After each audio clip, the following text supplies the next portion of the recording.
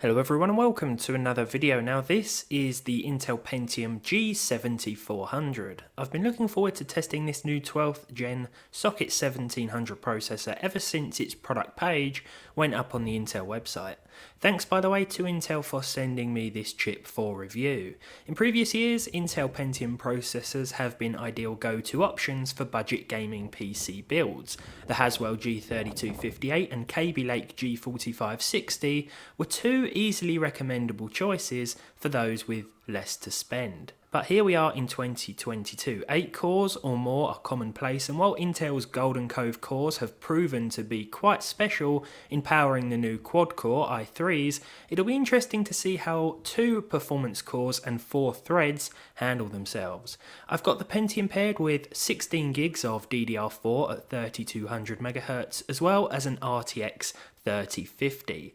This is the sort of combination I'd recommend at most. DDR5 can be used with more expensive motherboards, and nothing's stopping you from slapping a faster graphics card in your system if you wanted, but if you're buying a Pentium, you're probably working with a smaller budget, and a lot of the extra power from a better GPU would likely go to waste. I'll be making another video to showcase the Pentium's comparative performance with other Intel chips at a later date, using an RTX 2080 Super, but this one is all about presenting a more real-world look at this CPU. So let's get into it. Straight away, the Cinebench R20 results make it clear that this could currently be the best dual-core chip on the market.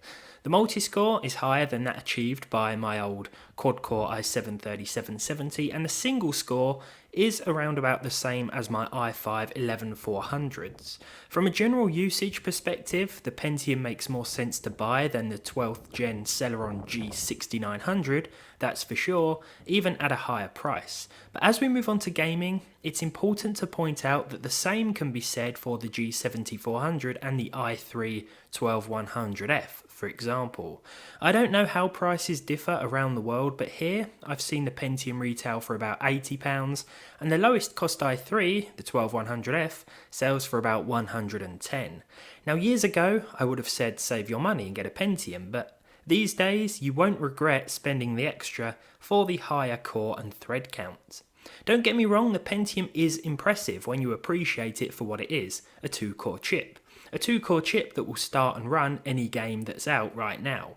Take Battlefield 2042 for example. The game, like most tested today, will perform well in terms of an average frame rate, but the 2 cores and 4 threads will impact the percentile numbers.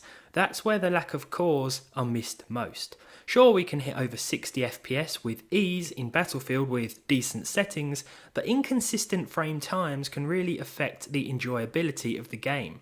One stutter at the wrong time can mean the difference between life and death. This is where an i3 will eliminate these problems. Cyberpunk 2077 also hits a decent average, and outside of Night City it's not uncommon to see 60 FPS. Throw in more pedestrians, more vehicles and more CPU intensive stuff, and all of a sudden our game becomes a bit of a mess. Again, it's not completely unplayable, but it isn't really all that enjoyable, even if you're speeding through the neon soaked city streets with low crowd density enabled. I'm not sure how 4 physical cores and no hyper-threading would differ, but I do think it's about time we had quad-core Pentiums. I think I said that with the last generation chips as well. As I said though, it's still impressive, but it's hard to recommend unless the i3 costs a lot more where you live. I don't think the Pentium is necessarily overpriced, I just think the i3 is very well priced. It's better value for money. But of course that might also depend on how much the Pentium costs where you are. I haven't really had a chance to do much testing with Elden Ring, so I can't really say how the CPU is impacting the 3050's performance, but to be honest, I'm actually quite impressed. The percentile figures aren't too bad, there's not much stutter, and all in all, I keep having to remind myself that this is a dual-core chip. It's a plucky little thing, just like the Athlon 3000G that keeps on giving. What's even more impressive though is the next gameplay result. Far Cry 6 seemed to show little concern for our lack of physical cores. 1080p with the high preset and the RTX 3050 handled the game no problem.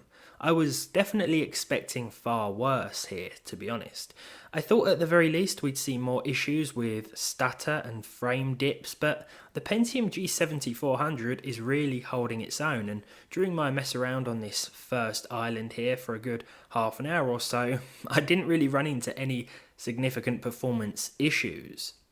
Fortnite, however, was plagued with stutter. Again, a good average figure was obtainable, over 100 FPS, but things were far from smooth. 2 cores are 2 cores after all, and there's not much we can do about that. Forza Horizon 5 also offered up a decent average figure with the Pentium, but there were a few moments when I noticed missing textures at one point due to a data streaming issue message. This popped up once we started the game within about the first 5 minutes. It's a shame because seeing over 100 FPS with the Pentium is quite a special sight, and I can't help but wonder how 4 physical cores once again would change things. It's also important to remember that like the Celeron G6900 we've tested before, the Pentium G7400 isn't really what I'd call a gaming chip, so I can't complain too much looking at it from that point of view, especially when it's absolutely solid as an everyday choice. I'm typing this very script with it still in the system, and I'm watching a few YouTube videos as well, just generally browsing, and to be honest, I really cannot fault it in that regard. Finally, we'll look at Red Dead Redemption 2. This is perhaps the sort of game that the Pentium is better suited to, older AAA releases. If most of the games installed on your system are over 3 years old, then the Pentium will offer up a far better experience. I played Red Dead for a good half hour and didn't experience anything that reminded me I was playing with a 2-core chip. Only when I looked at the CPU usage, of course, was I reminded of this, because it will often be pegged at about 90 to 100% at least with an RTX 3050. I guess I could summarise by saying that the G7400 is impressive, but I can't really recommend it, at least not for a budget gaming build.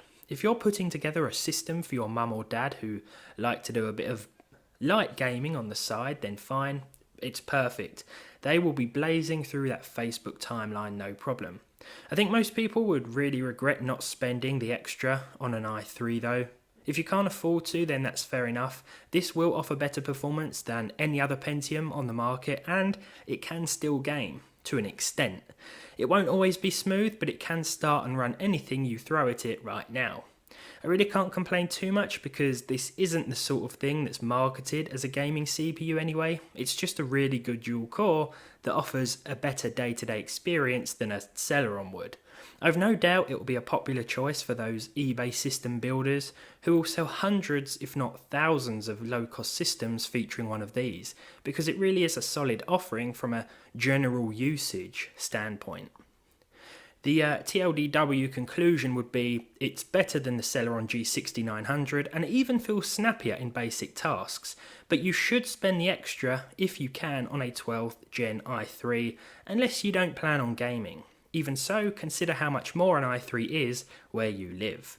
The G7400 showcases the power of the new Golden Cove cores in CPU-intensive tests very well, but there's not enough of said cores for modern gaming needs, making it difficult to recommend for gaming purposes. With all that said and without rambling on too much, thank you for watching. Thanks again as well to Intel for sending this out to me. It'll be fun to see how it handles new releases as they launch. All that's left to say is, if you enjoyed this one, leave a like on it down below. Leave a dislike if you didn't. Let me know what you think of the chip in the comments. Subscribe to the channel if you haven't done so already. And hopefully, I'll see all of you in the next one.